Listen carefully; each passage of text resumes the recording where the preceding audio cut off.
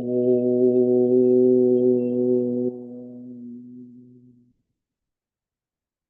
नमो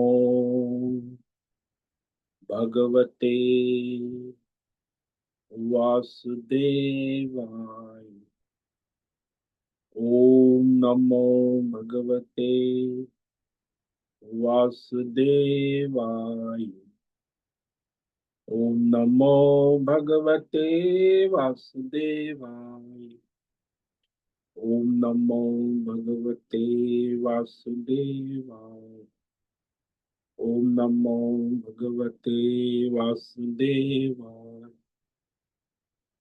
ओम नमो भगवते वासुदेवाय। ओम नमस्ते वासुदेवाय। ओम नमो भगवते वासुदेवाय। ओम नमो भगवते वासुदेवाय। ओम श्री परमात्मने नमो नमः। ओम गणपतये नमो नमः। ओम सं सरस्वत्यै नमो नमः। ओम गुरुभ्यो नमो नमः। ओम सहनाववतु सहनौ भुनक्तु सह वीर्यं करवावहै तेजस्विनावधीतमस्तु मा विद्विषावहै। ओम शांति शांति शांति। सदाशिवसमारम्भां शंकराचार्यमध्यम् अस्मदाचार्यपर्यन्तां वन्दे गुरुपरम्पराम्। ओम तत्सत्। आप सभी ऑनलाइन नेटवर्क पर उपस्थित भगवत गीता श्रवण साधकों को ऋषिकेश से आज प्रातः का अभिवादन, अभिनंदन, अभिवंदन। हरि ही ओम, हरि ही ओम, हरि ही ओम। हम सबको आज का यह दिव्य दिन तन मन धन जन देश काल विषय वस्तु परिस्थिति व्यष्टि समष्टि अध्यात्म भौतिक दैविक क्षेत्र सभी को अपने अपने पूर्व में संचित कर्म अनेक जन्मों में इस जन्म में किए गए पाप पुण्य धर्म धर्म मिश्र सकाम निष्काम संचित कर्मों के पके हुए फल स्वरूप में वर्तमान में आज सभी को अपने अपने प्रारब्ध अनुसार परमेश्वरीय अचिंत्य योग माया के माध्यम से उन्हें अपना तन मन धन जन प्रसाद स्वरूप में प्राप्त हुआ है। अतः आज का यह दिव्य दिन परमार्थ हेतु निष्काम सेवा यज्ञ देव यज्ञ ऋषि यज्ञ पितृ यज्ञ मानवता यज्ञ भूत प्राणी यज्ञ सात्विक दान शारीरिक वाचिक मानसिक तप निष्काम कर्म योग ध्यान योग भक्ति योग ज्ञान योग साधना स्वाध्याय वेद शास्त्रों का अध्ययन अध्यापन उपासना आराधना के लिए समर्पित करे और करवा अत्यंत दुर्लभ मनुष्य जीवन को परमार्थ हेतु सार्थक करे और करवावे। आज विक्रम संवत 2082 आषाढ़ मास हरियाली अमावस्या पितृ अमावस्या। तो आज पितृ निमित्त सब यज्ञ दान तप करे, पितरों को स्मरण करे, यज्ञ करे, दान करे, तप करे। ये रात्रि 12:40 तक है। उसके बाद श्रावण शुक्ल प्रतिपदा लग जाती है। आज है पुनर्वसु नक्षत्र, सायं 4:32 तक है। उसके बाद पुष्य नक्षत्र लग जाता है। आज गुरुवार है, गुरुजनों की आराधना उपासना का दिन और वर्षा ऋतु चल रही है। यहाँ ऋषिकेश का रात्रि का न्यूनतम सुबह 4 बजे का तापमान 24 डिग्री रहा और दिन का दोपहर 2 बजे का अधिकतम तापमान 38 डिग्री रहा है। वायु की गति 5-10 किलोमीटर प्रति घंटा चल रही। ईस्वी सन 2025 24 जुलाई 24 जुलाई 2025 सुबह के 6:50 होने जा रहे हैं। कलयुग का प्रथम चरण 5126वां वर्ष, 7वां वैवस्वत मनवंतर श्वेत वराह कल ब्रह्मा जी का 26वां दिन और 51वां वर्ष अभी चल रहा है। तो ऐसे अनंत कोटि ब्रह्मा और ब्रह्मांडीय परमेश्वरी अचिंत्य योग माया में हमारा यह एक ब्रह्मांड, इस ब्रह्मांड में ये पृथ्वी लोक में समुद्र के ऊपर जम्बू द्वीप में विश्व का एकमात्र वैदिक राष्ट्र भारत में उत्तर हिमालय प्रांत में उत्तराखंड राज्य में टिहरी जिले में हिमालयन शिवालिक पर्वतमाला के अंतर्गत मणिकूट पर्वत के ऊपर नीलकंठ महादेव के सामने ऋषिकेश नगरी में मुनि की रेती प्रांत में शीशम जाड़ी अवधूतवाड़ा आश्रम के सी ब्लॉक के पहले माले से 5 नंबर कमरे से गंगा किनारे से हम स्वामी उत्तमानंद सरस्वती भगवद गीता के आचार्य शिष्य स्वामी चिन्मयानंद सरस्वती महाराज चिन्मय मिश्र कविलाद्वैत वेद व्यास भगवत पाद शंकराचार्य की श्रृंगेरी संन्यास परंपरा से शिक्षित दीक्षित सनातन वैदिक भारतीय हिंदू धर्म अनुसार संपूर्ण भगवद गीता ज्ञान यज्ञ ऑनलाइन चैतन्यमय जीवन लाइव प्रसारण जूम एवं यूट्यूब के अंतर्गत व्याख्यान माला में अध्याय 13 श्लोक नंबर 10 क्षेत्र क्षेत्रज्ञ विभाग योग पर संस्कृत एवं हिंदी में व्याख्यान करेंगे। दिव्य पवित्र सरल व्यावहारिक सटीक पूर्ण वर्ण अक्षर पद वाक्य पंक्ति श्लोक अध्यायों की संगति संधि अन्वय शब्दार्थ वाक्यार्थ भावार्थ रहस्यार्थ तत्वार्थ के यथार्थ तात्पर्य सहित वैदिक शास्त्र वेदव्यास साहित्य शांकर भाष्य एवं परंपरागत सन्यासी आचार्यों की टीका टिप्पणी सहित आज का यह भगवद गीता व्याख्यान करेंगे। कृपया आप सभी श्रद्धा भक्ति ध्यान से परिपूर्ण होकर के यह दिव्य श्रवण साधना करें। इसमें से कुछ ग्रहण करे, कुछ धारण करे, कुछ अपने जीवन में चरितार्थ करे और उसमें निरंतरता लाए। अपनी अपनी आध्यात्मिक भौतिक दैवी अशांति द्वंद्व मोह विक्षेपों से रहित होकर के अधार्मिक अशास्त्रीय परंपरागत भ्रम भ्रांतियों से रहित होकर के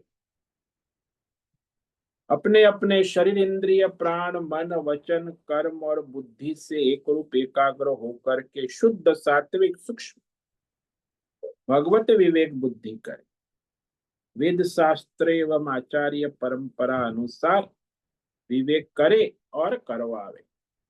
पुनः पुनः इस व्याख्यान का श्रवण करे, मनन करे, चिंतन करे, लेखन करे, चर्चा विचारणा करे, प्रचार प्रसार करे, लिंक करे, ग्रुप में शेयर, अपना और सबका परम कल्याण करे और करवावे। ओम तत्सत। ओम ओम ओम।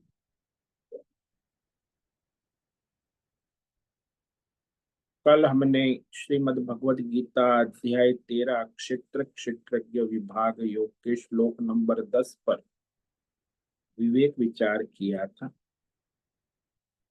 जिसमें भगवान ने अनन्य भक्ति और एकांत स्थान में रहना ये साधना बताई।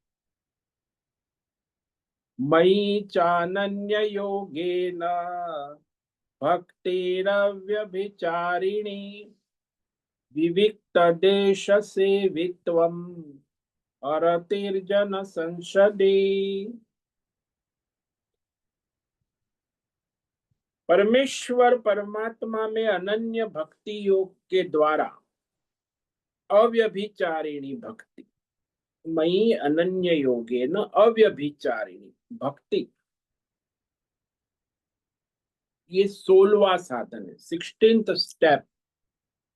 ये सीढ़ी है परमार्थ में स्थित होने की, मोक्ष में स्थिति पाने की। ये साधना है और इसमें क्रम है। इस क्रम से साधना आप आगे बढ़ते, और इस क्रम में ये जो है अनन्य भक्ति योग,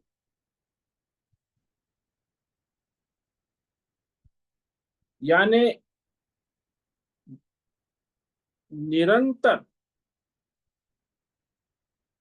ये बुद्धि बनी रहे कि परमात्मा से भिन्न कुछ भी नहीं, वही सर्वत्र एकमात्र उपलब्ध है और परम प्राप्तव्य है, वही परम धाम है, वही जीवात्मा की अंतिम गति है, परम गति। जैसे आप लोग कहते हो समुद्र है, लहरें है, बुदबुदे है, नदी है, नाले है, झरने है, बादल है, वर्षा है, कुएं है, तालाब है, सरोवर है, लेकिन सब में केवल जल तत्व ही है। जल के सिवा और कुछ, ये तो केवल शब्द, अलग अलग नाम रूप उपाधि है, लेकिन सबका मूल एक ही जल तत्व है। ऐसे ये जीव जगत, देवी देवता, ये सारा का सारा जो है, हम कहते हैं देश काल विषय सब भिन्न भिन्न, लेकिन सब एक परमात्मा से भिन्न कुछ भी नहीं, यानी सब परमात्मा का ही स्वरूप है। ऐसी बुद्धि में निश्चय करके अव्यभिचारिणी अनन्य भक्ति होती,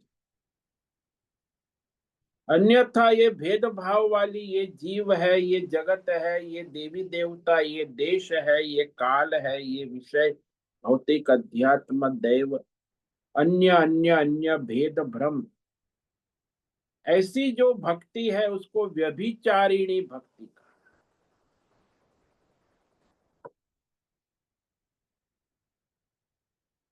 तो हमारी सर्वत्र भगवत बुद्धि बनी रहे सारे व्यवहार करते समय,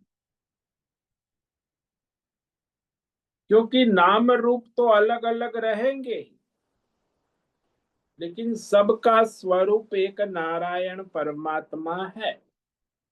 जैसे आभूषणों के नाम रूप उपाधि भिन्न भिन्न हो, ये अंगूठी है, ये नेकलेस है, ये चेन है, ये बैंगल्स है, ये बाजूबंद है, ये हार है, ये चूड़ामणि है, ये पायजेब है, लेकिन सबका मूल केवल एक सुवर्ण तत्व है।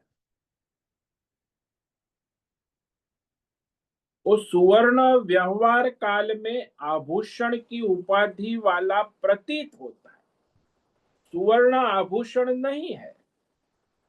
ऐसे ही संसार में देश काल विषय भौतिक अध्यात्म दैव व्यवहार काल में परमात्मा नाम रूप गुण दोष उपाधि वाला प्रतीत होता, वो वैसा है नहीं।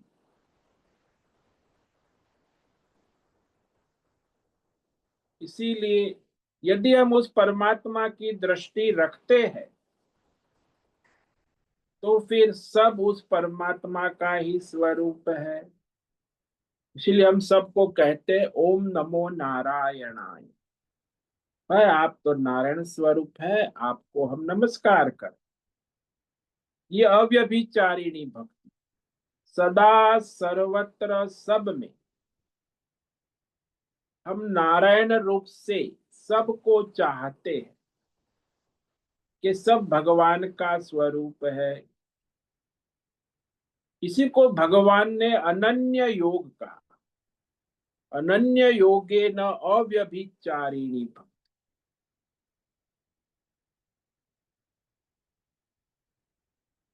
भगवान ने 10वें अध्याय में 84 विभूति गिनाई, एकादश अध्याय में 11वें अध्याय में विश्व रूप दर्शन कराया। अब संसार में व्यवहार करते हुए भगवान से ही व्यवहार का अनुभव कर सकते, क्योंकि भगवान ही है, सब नारायण है। चाहे एक अंश हो या पूर्ण अंश, सारा का सारा देश काल विषय संसार वैसे परमात्मा के एक अंश में है। ऐसा शास्त्रों में कहा है कि ये जो सगुण संसार है, ये सारा का सारा परमात्मा के एक अंश में है। बाकी तो परमात्मा अनंत है। ठीक वैसे ही सुवर्ण अनंत है, लेकिन ये आभूषण अंगूठी सुवर्ण के एक अंश में है। इसीलिए व्यवहार काल में उसे अंगूठी कहते, सोने की अंगूठी। इसलिए संसार है, ये संसार संसारियों का नहीं है, संसार नारायण का है, परमात्मा का है। और यही परमात्मा के रूप में माया उपाधि से भिन्न भिन्न रूप में प्रतीत हो रहा है। यानी सबका अधिष्ठान केवल एक नारायण परमात्मा है।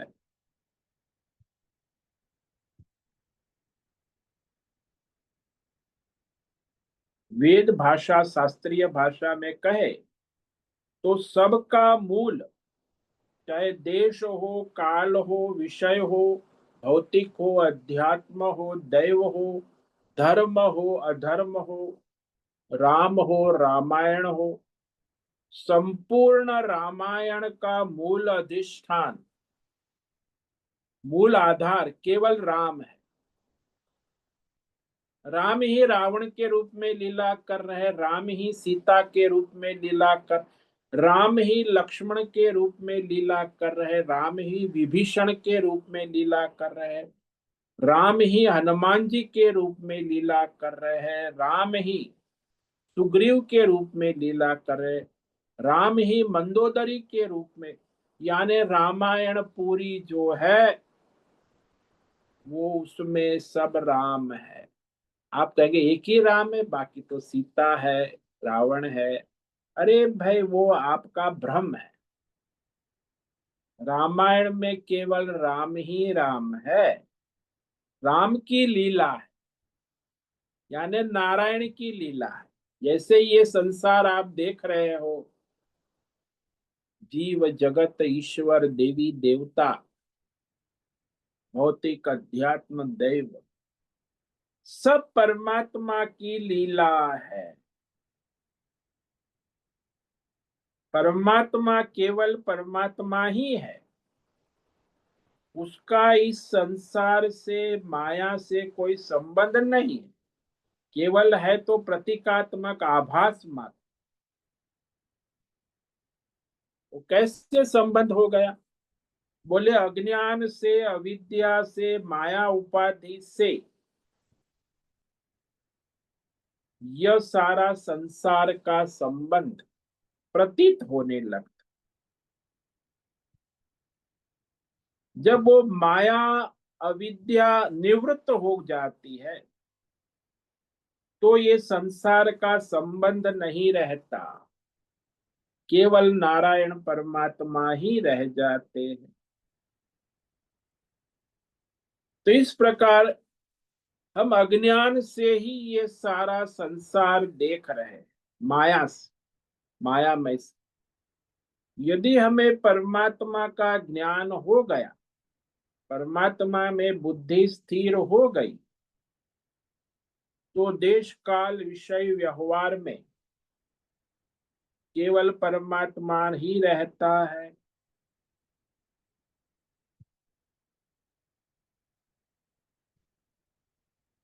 तो जब व्यवहार में भी परमात्मा रहता है और परमार्थ में तो परमात्मा है, दोनों परिस्थितियों में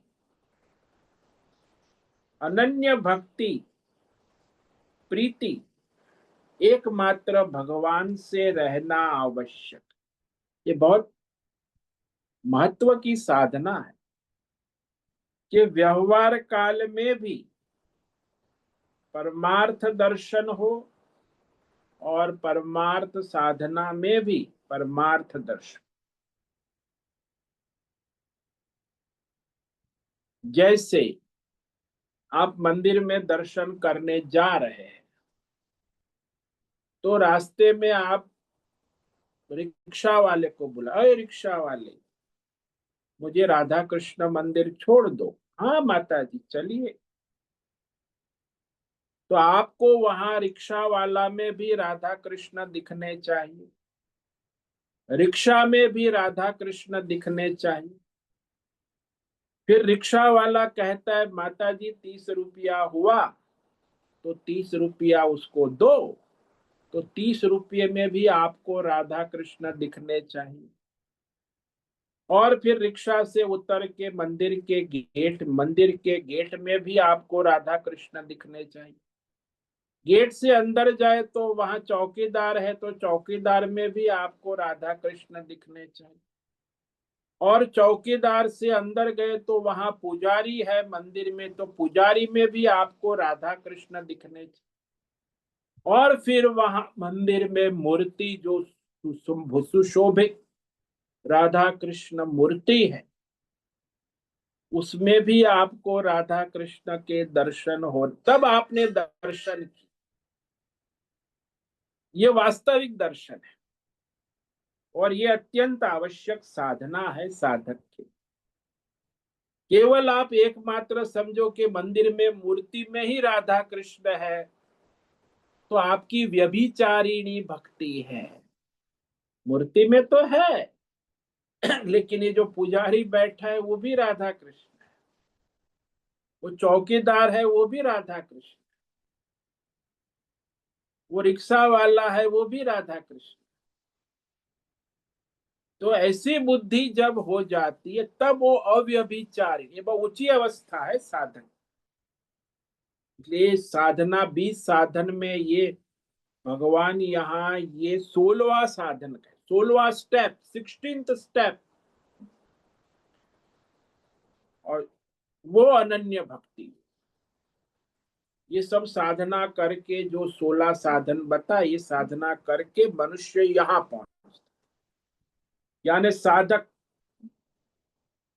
और भगवत निष्ठा होने के बाद फिर कहा विविक्त देश सेवित्वम।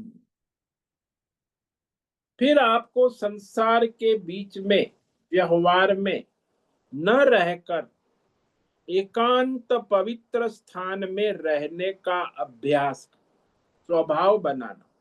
विविक्त देश सेवित।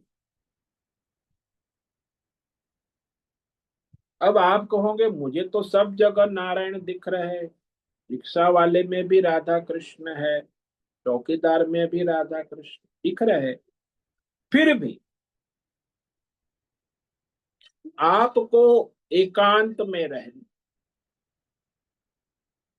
एकांत में रहकर साधक को ये विवेक करना होगा कि केवल भगवान ज्ञान निष्ठा में स्थिति बने।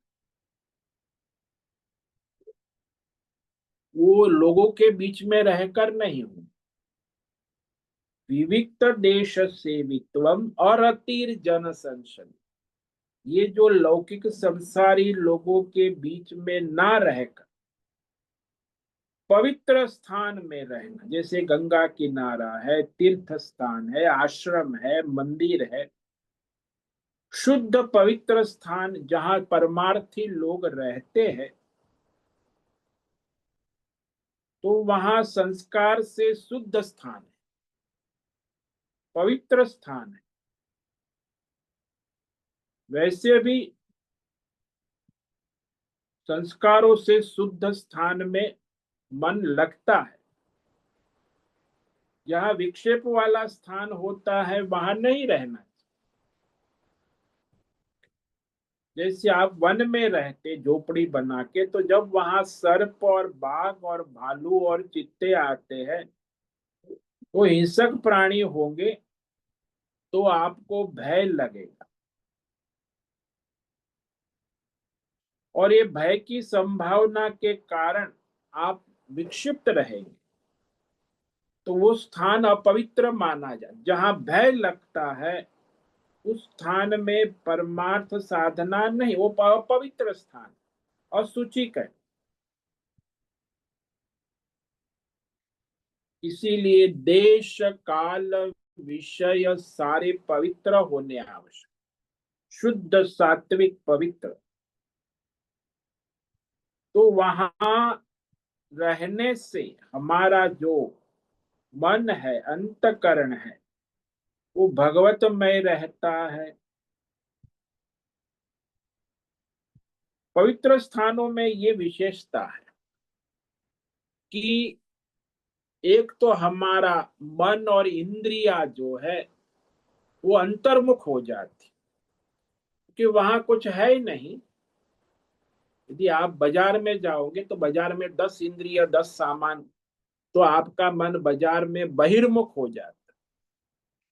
अब एकांत स्थान में जहां आप हो, वहां आपका इंद्रिया और अंतकरण स्वाभाविक रूप से अंतर्मुख हो जाता, शांत हो जाता। इसलिए लोग जाते हैं ना टूरिज्म में, कि भाई वहां घूमने चले जाए, एक हफ्ता हिमालय, एक हफ्ता कश्मीर, एक, क्योंकि वहां एकांत में फिर शांति से रहे, प्रकृति के सानिध्य में। तो वहां कोई प्राकृत लोग, सांसारी लोगों से आपका लेना देना नहीं, क्योंकि प्रकृति ईश्वर का स्वरूप है ना। और यहाँ शहर में बाजार में आप घूमोगे तो वहां तो सब बाजारू लोग हैं, तो वहां आपका मन भगवतमय नहीं रह पाएगा। इसीलिए पवित्र स्थान में, शुद्ध स्वच्छ प्राकृतिक स्थान में हमारा मन भगवतमय हो जाता है, शांत हो जाता है, पवित्र हो जाता, प्रसन्न हो जाता। तो ऐसे स्थानों में रहना ये साधक के लिए आवश्यक। तो ये जो लोगों के बीच में रहने से क्या होता है, वो कहा यहाँ कि ये जो संसारी विषयासक्त बहिर्मुख इंद्रिय भोग लंपट दिन रात इंद्रियों के भोगों में लगे रहते हैं, ऐसे मनुष्य समुदायों से दूर रहना और अति जन संसदी, यानी उसमें अरुचि होना, उससे अलग रहना, दूर रहना,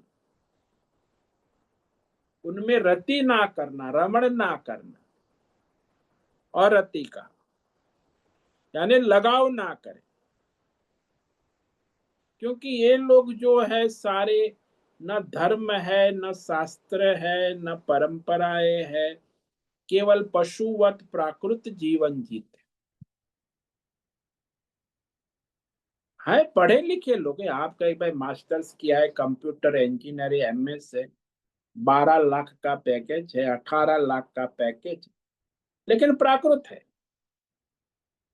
उसको पूछो तूने कभी धर्म किया, यज्ञ किया, दान किया, उसे धर्म क्या वो पता ही नहीं। कंप्यूटर इंजीनियर है,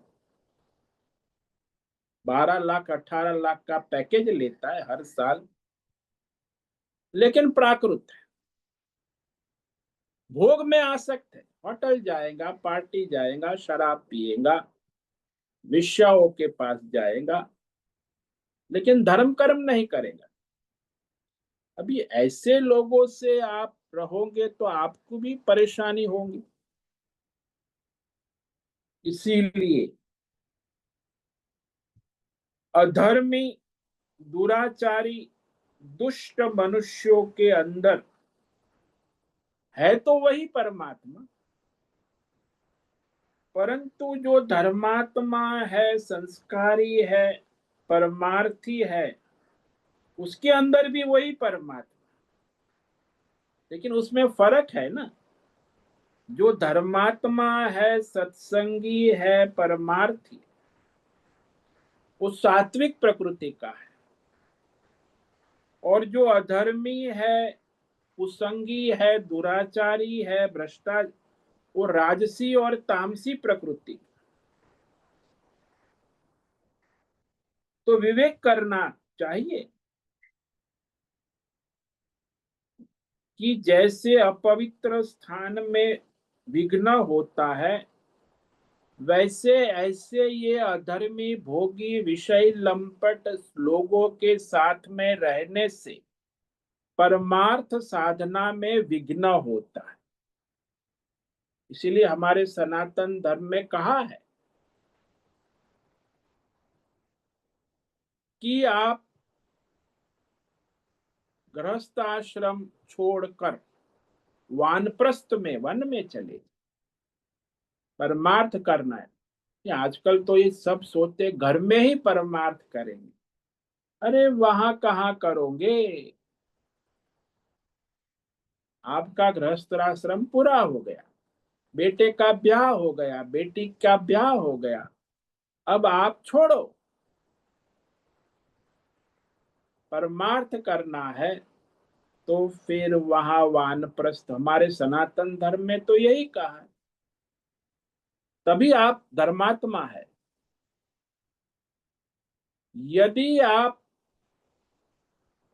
अपना गृहस्थाश्रम नहीं छोड़ते, 50-60 साल के बाद भी यदि गृहस्थी चालू रखते हैं, तो आपका अपना और अपने परिवार का सबका सर्वनाश कर रहे हैं, उनको भी परेशानी और आपको भी इसीलिए सास बहू का झगड़ा, वो तो हमेशा के लिए बहू आ गई, चाबी दे दी, सास चली गई वन में, आश्रम में, सास बहू का झगड़ा ही समाप्त हो जाए। वो वानप्रस्थ स्वीकार करेंगी तब ना, लेकिन मरते दब तक चाबी अपने पास रखेंगे, तो फिर और सास बहू का झगड़ा चलता रहे। इसीलिए हमारे सनातन धर्म में 4 विभाग है, ब्रह्मचारी, गृहस्थ, वानप्रस्थ और सन्यास।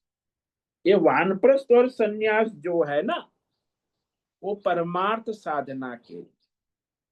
ब्रह्मचारी तो चंचल होता है, उसे पढ़ना है, अभ्यास करना है, और फिर गृहस्थी में जाता है, तो गृहस्थी में परमार्थ नहीं होता, धर्म कर्म हो सकता है।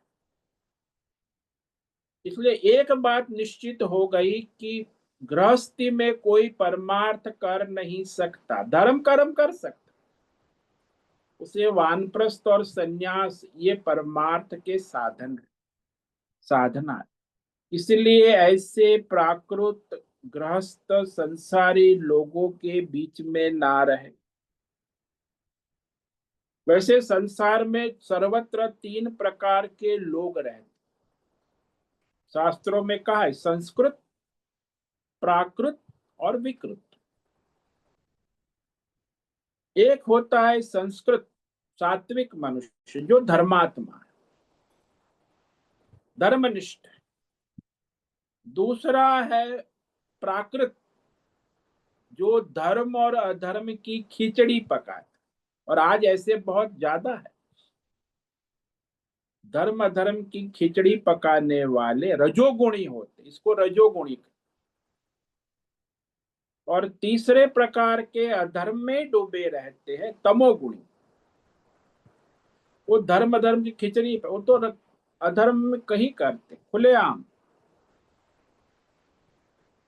अब यहाँ आप ऐसे अधर्मी और धर्म अधर्म की खिचड़ी पकाने वाले लोगों के साथ रहोगे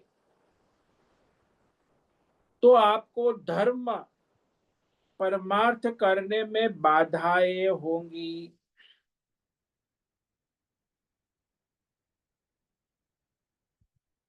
इसीलिए यहां संसार में जो भी परमार्थ याग करना चाहता है उसे सात्विक धर्मात्माओं के साथ रहना। ऐसे रजोगुणी तमोगुणी मनुष्यों के हाँ, आपके परिवार में सब होंगे। ज्यादातर परिवार में रजोगुणी तमोगुणी जीव होते, सात्विक धर्मात्मा तो बहुत कम होते। कई परिवार में तो होते ही नहीं, सब रजोगुणी तमोगुणी। कभी कोई कोई परिवार में कोई सात्विक धर्मात्मा होता है, इसीलिए वहां रहना उचित नहीं है। धर्म संस्कार रहित होगा उसको यहाँ भगवान ने जन कहा। जन, जन समूह, संसदी यानी समूह। ऐसे संस्कार विहीन रजोगुणी तमोगुणी लोगों के साथ में नहीं रहना चाहिए।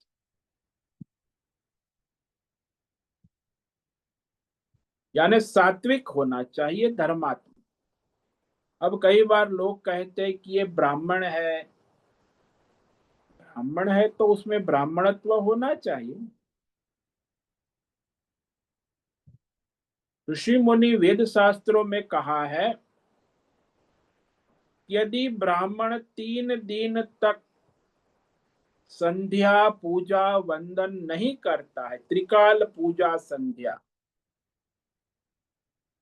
तो उसको ब्राह्मण नहीं माना जा सकता, वो शूद्र है, शूद्र के समान। भी आजकल तो एक ब्राह्मण मिलना, यहाँ हमारे ऋषिकेश में मैंने पूछा कोई ब्राह्मण है जो त्रिकाल संध्या करे, मैं उसका सत्कार करूंगा। बोले एक ब्राह्मण है, मिश्रा जी है, गंगा के उस, वो त्रिकाल संध्या का। और कोई? बोले और कोई नहीं।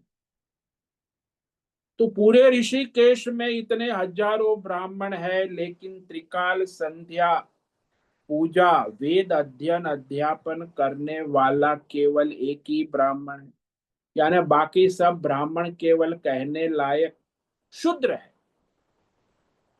अब ऐसे लोगों के साथ, वो ब्राह्मण है लेकिन उसके साथ रहना उचित नहीं।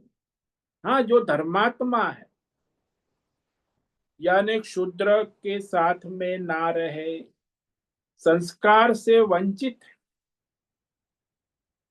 शुद्ध संस्कृत सात्विक संस्कार होना आवश्यक। हाँ, वो ब्राह्मण पैदा तो हुआ है सात्विक, लेकिन कर्म से वो क्षुद्र हो गया, कर्म से वो ब्राह्मण नहीं रहा। तो ऐसे लोगों से भी दूर रहना। आजकल हम जिस दुनिया में रहते हैं वो है लोकतंत्र। यही यहाँ भगवान ने जन संसदी कहा। अब ये लोकतंत्र जो है बड़ा विचित्र है। लोगों का तंत्र कहते, लोकतंत्र, जनतंत्र कहो लोकतंत्र। अब इस लोकतंत्र में जो नेता होते हैं ना, सांसद, विधायक, जब वो लोग संसद में पहुंचते हैं तो आपने देखा होगा वीडियो में, टीवी में, कैसी एक दूसरे की निंदा करते हैं, गाली गलौज करते हैं, दुर्व्यवहार करते हैं। जैसे यहाँ सड़कों पर गुंडे और बदमाश व्यवहार। अब ये सांसद है, विधायक है, नेता है, जिसको हजारों वोट मिले हैं, लोगों ने उसको वहां भेजा है। अब वो नेता है, लोकतंत्र में ऐसे ही नेता हो। हमारे देश में 75% नेता भ्रष्ट है, जिसके ऊपर केस चल रहे, बदमाश है, गुंडे है, अधर्मी है, लेकिन वो नेता है। और सभी पार्टी वाले उसी को टिकट देते हैं, चाहे भाजपा हो चाहे कांग्रेस हो, गुंडों को ही टिकट देते, बदमाश को ही टिकट। केवल 25% सज्जन है, और ये इसका आंकड़ा बढ़ रहा है।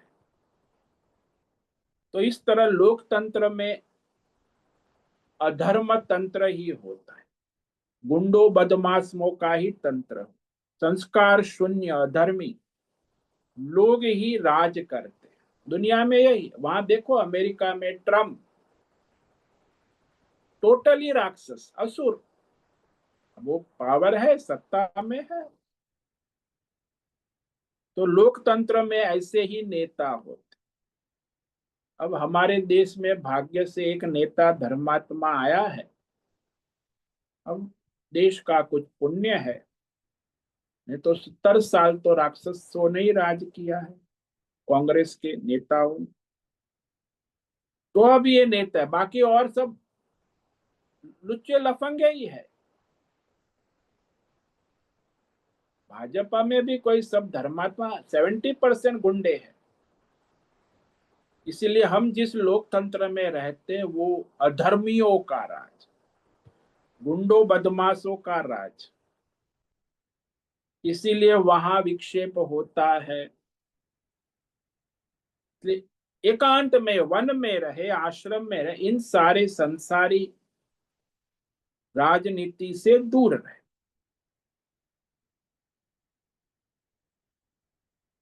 क्योंकि जो धर्मात्मा होता है वो ही परमार्थ कर सकता है और परमार्थ में सहायक हो सकता है। अभी ये रजोगुणी तमोगुणी लोग, आप परमार्थ कर रहे हैं, आपको सहायक नहीं, बाधा उत्पन्न करेंगे, आप परमार्थ नहीं कर सकते। उनका व्यवहार, उनका जीवन वैसे ही हो, धार्मिक संस्कार से रहित, जिसमें कोई संस्कार नहीं। और आजकल तो ये धर्म के संस्कार है ही नहीं। जो पढ़ाई लिखाई स्कूल में होती है, कॉलेज में होती है, वो तो बस ऐसे ही ये अविद्या है, अज्ञान है, अधार्मिक पढ़ाई है। केवल पैसा कमाओ और भोग करो, यही सिखाती। धर्म करो ये तो सिखाती ही नहीं। एमबीए बन गए तो एमबीए में क्या है, पैसा कमाओ भोग करो। कंप्यूटर इंजीनियर बन गया, पैसा कमाओ भोग करो।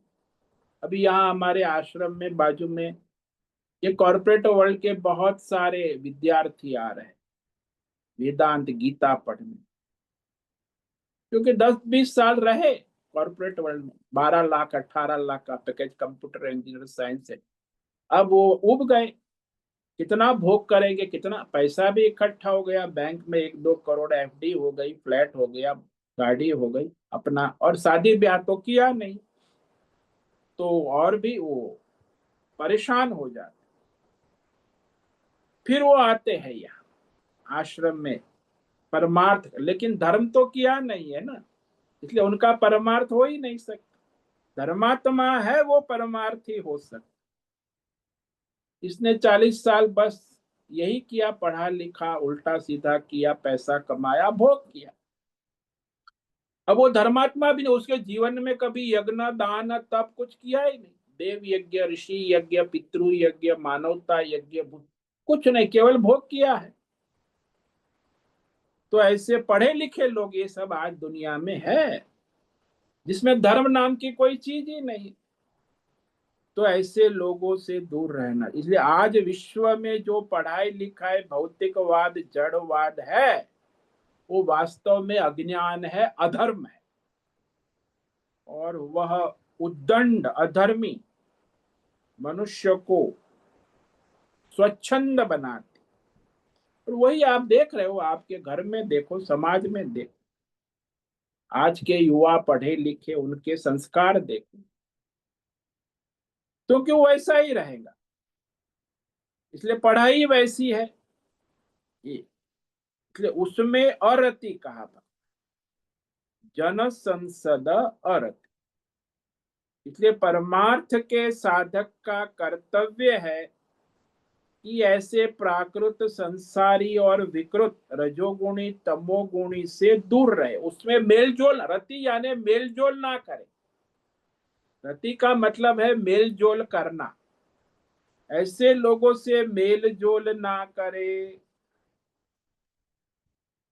समाज के अंदर उनके साथ रहने में कभी भी आपको सुख शांति का अनुभव नहीं हो सकता,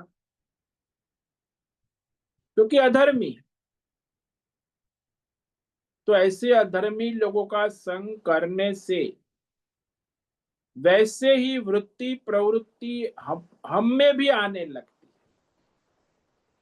तो कहते हैं ना, जैसा संग वैसा रंग। तो ऐसे अधर्मी स्थान हो तो भी उसका भी प्रभाव पड़ता। इसलिए जहां अधर्मी है, रजोगुणी है, ये शहर है, जैसे शहर में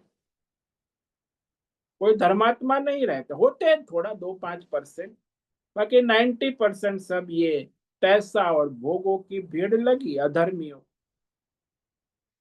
तो ऐसे जन संसदी समूहों से, जहां सब भोग में लगे हैं, रजोगुण में लगे हैं, तमोगुण में, सत्व गुण नहीं है,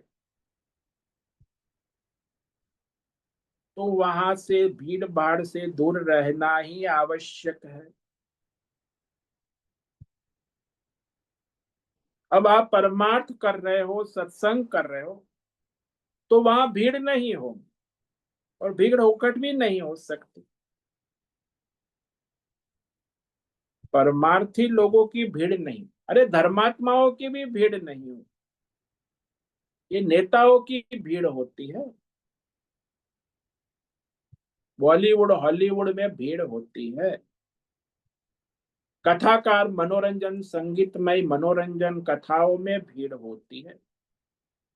वो सत्संग नहीं है, मनोरंजन है। तो वहां भीड़ होती है, लेकिन वहां परमार्थी नहीं है कि वो वास्तव में सत्संग सुने, समझने का प्रयास करे।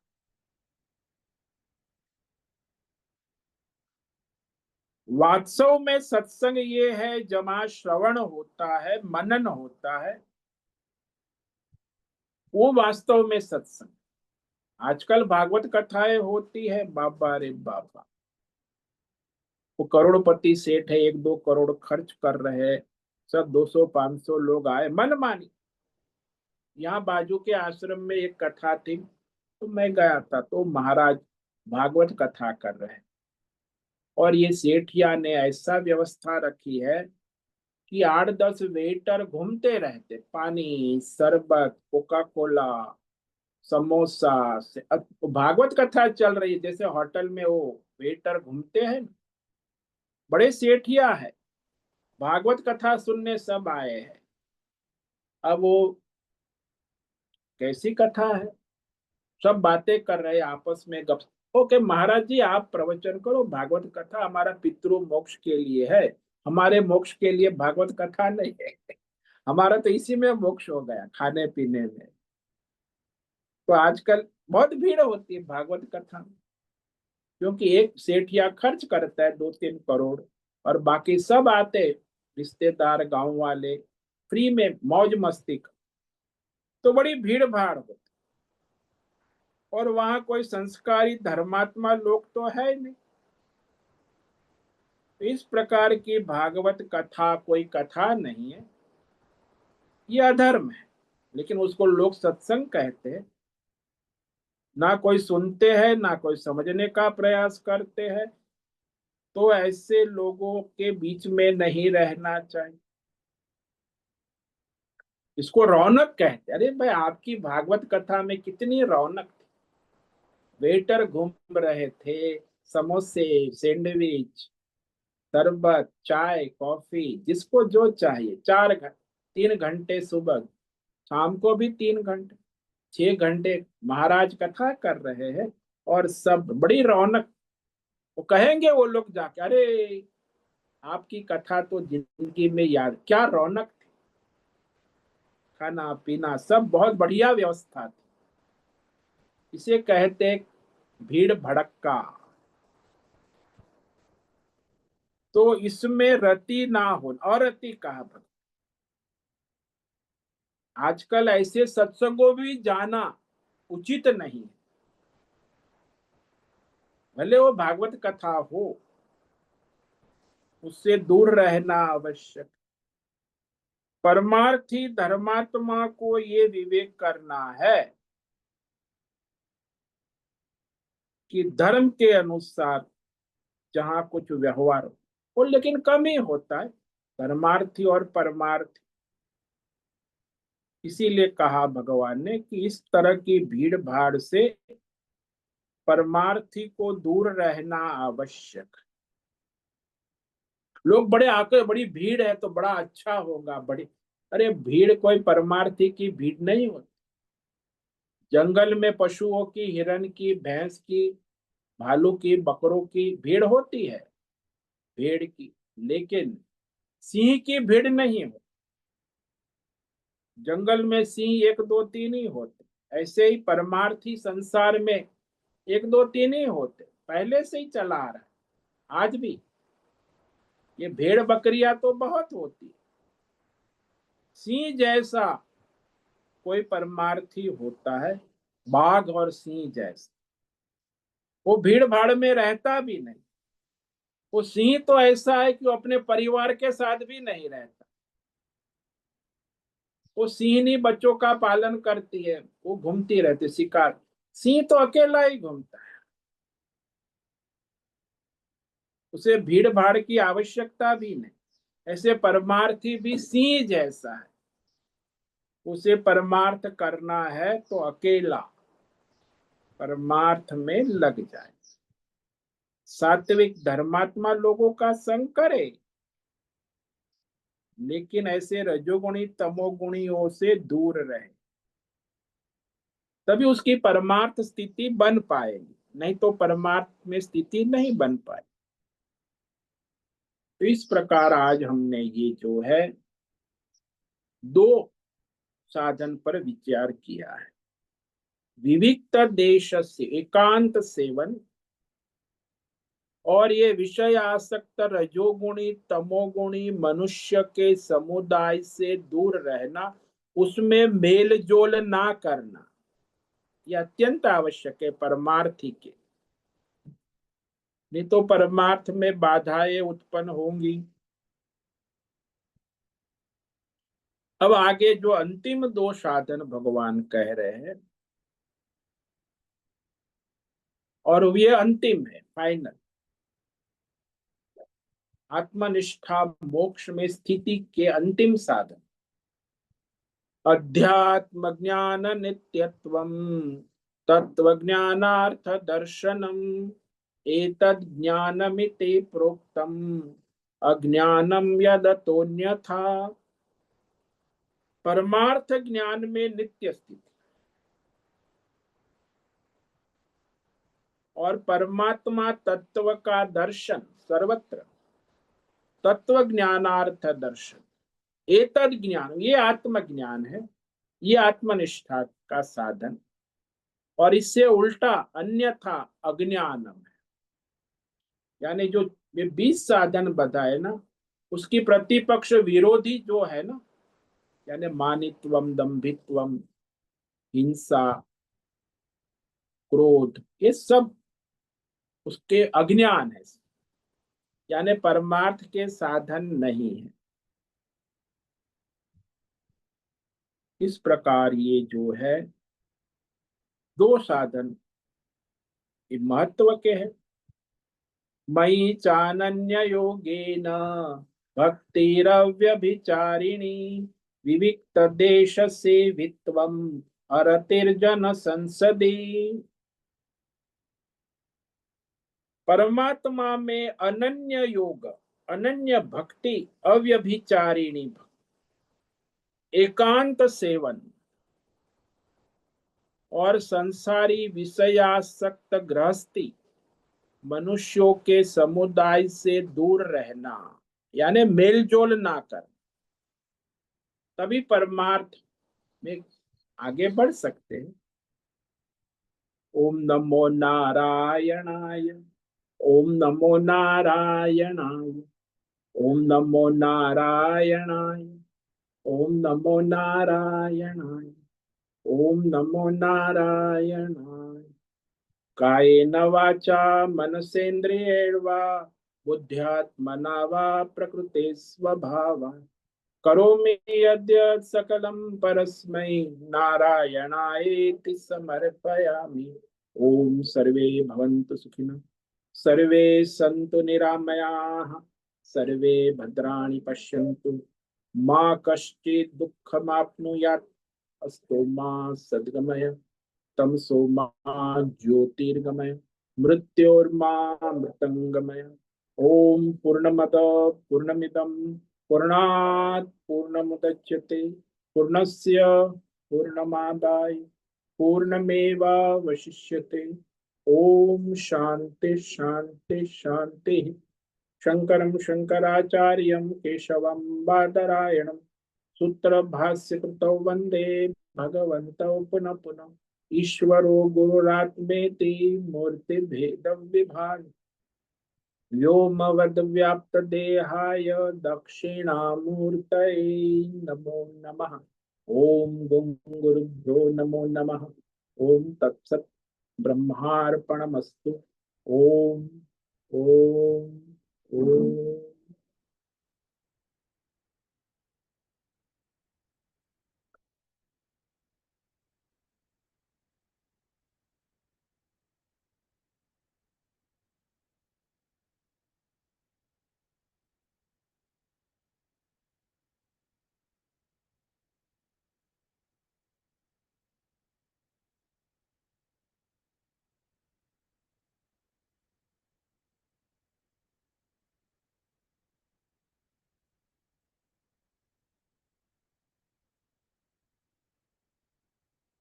प्रश्नोत्तरी का समय है।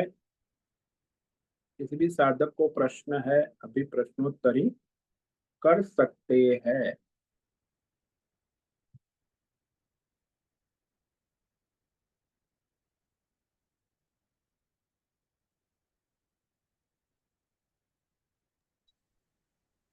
नमो नमः गुरुदेव। हाँ नैना बेन बोलो। गुरुदेव, आपने कल एक पतिव्रता नारी और वैश्य का जो दृष्टांत दिया था। हाँ जी। हाँ, तो उसमें जो वेश्या है वो वैसे तो भौतिक सुख मांगती है और ये सब उसके लिए करती है, और वो जो स्त्री है पतिव्रता, वो अपने पति के लिए करती है। तो दोनों तो करते तो वैभव भोग के लिए ही करते हैं ना। देखो, हाँ। भोग जो है, हम्म। तो मूल तो लक्ष्य पतिव्रता नारी है, उसका भी संसार भोग है, और वेश्या है उसका भी लक्ष्य भोग ही है। लेकिन फर्क ये है कि वेश्या जो है अनेक पुरुषों का संग करती, और ये पतिव्रता नारी है एक ही पुरुष का संग करती, यानी भक्त है एक ही परमात्मा का संग करता है।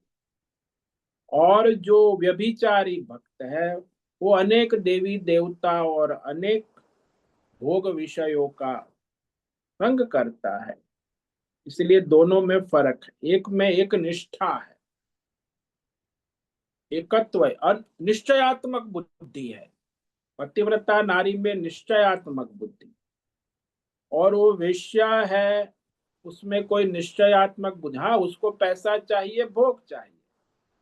वेश्या का लक्ष्य क्या होता है? भोग और पैसा। पर हमें यहाँ भक्त का दृष्टांत लेते हैं तो भक्त देवी देवता या शंकर भगवान या विष्णु भगवान, वो अलग अलग करते हैं तो है तो साधना ही है ना, कि क्या नहीं फर्क? नहीं नहीं, भेद बुद्धि है तो व्यभिचार, वो सब भगवान नारायण का स्वरूप है, तब अव्यभिचारी हो। आप सबको अलग अलग बुद्धि से करोगे तो व्यभिचारी भक्ति हो गई। अलग नहीं, सब नारायण परमात्मा है, इस बुद्धि से करोगे तब होगा। भाई आप शिव जी है, महाशिवरात्रि नारायण है, राम हाँ जी का रामनवमी नारायण है, कृष्ण जी का अष्टमी जन्मा, तो सब भगवान परमात्मा ही है, एक ही परमात्मा है। और उसी परमात्मा की मैं आराधना करता हूँ। केवल उपाधि अलग है, नाम रूप अवतार अलग है, लेकिन स्वरूप एक है। तो नारायण बुद्धि से करोगे तब वो अव्यभिचारिणी भक्ति, भेद बुद्धि से करोगे तो वो व्यभिचारिणी भक्ति हो जाएगी। तो जो वैष्णव संप्रदाय वाले हैं वो बोलेंगे हम उनके सिवा दूसरों को नहीं नमन हाँ, तो करेंगे। वो व्यभिचारी भक्ति हो गई, और दूसरों अच्छा। की निंदा भी करते, शिव जी कह रहे हाँ। शिव क्या है, अच्छा। तो शिव वाले वैष्णव की निंदा करते, तो व्यभिचारिणी भक्ति। अच्छा, ये व्यभिचारिणी व्यक्ति है, हाँ, ये वहाँ व्यभिचारिणी। एकत्व नहीं है। हाँ, उसमें एकत्व, नारायण परमात्मा शिव ही नारायण का स्वरूप है, नारायण शिव, ये भी एकत्व बुद्धि नहीं है, तो वो व्यभिचारिणी भक्ति है, भले वो भगवान शिव की आराधना कर, लेकिन विष्णु की निंदा करता है, हाँ। तो वो व्यभिचारी भक्ति होगी। हम्म। सिर्फ परमात्मा ही सब है वो। हाँ, सब में, पर मैंने ये दृष्टांत दिया ना, रिक्शा हाँ। वाला का नहीं, आप समझे कि मैं राधा कृष्ण का दर्शन करने जा रही हूँ, घर हम्म। से बाहर निकली, तो मुझे बाहर निकल के रिक्शा आ रही, वो भी राधा कृष्ण रूप में दिखनी चाहिए। रिक्शा वाला जो है वो भी राधा कृष्ण है। रिक्शा में मुझे वहां मंदिर के गेट पर उतारा, वो भी गेट भी नारायण राधा कृष्ण है। और गेट के अंदर चौकीदार बैठा है, वो भी राधा कृष्ण है। और वो पुजारी है, वो भी राधा कृष्ण है। और वो जो मूर्ति है वो भी राधा कृष्ण है। तो सबको हम नमस्कार करेंगे हाथ जोड़ के, राधे कृष्ण राधे। तो पहले रिक्शा वालों को कहा राधे कृष्ण, फिर हम्म। चौकीदार को कहा राधे कृष्ण, हाँ। फिर पुजारी को कहा राधे कृष्ण, फिर मूर्ति को कहा राधे कृष्ण, हाथ। तब आपकी अव्यभिचारी भक्ति। वहीं पे धन्यता का अनुभव होएगा। हाँ, क्यों नहीं, तो हाँ। परमात्मा है, सर्वत्र भगवान के दर्शन। ओम नमो नारायणाय। नारायण।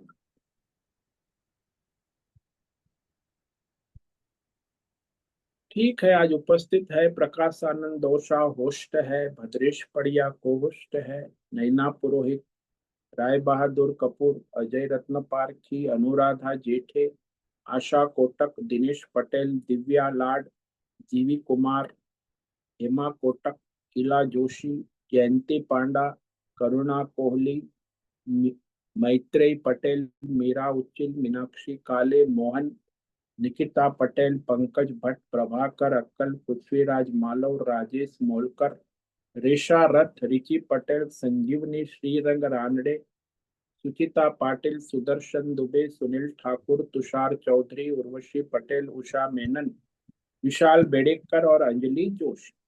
तो आज इतने साधक उपस्थित है। आज अमावस्या है, पितृ को याद करे, यज्ञ करे, दान करे, तप करे, पितरों का ऋण से मुक्त हो।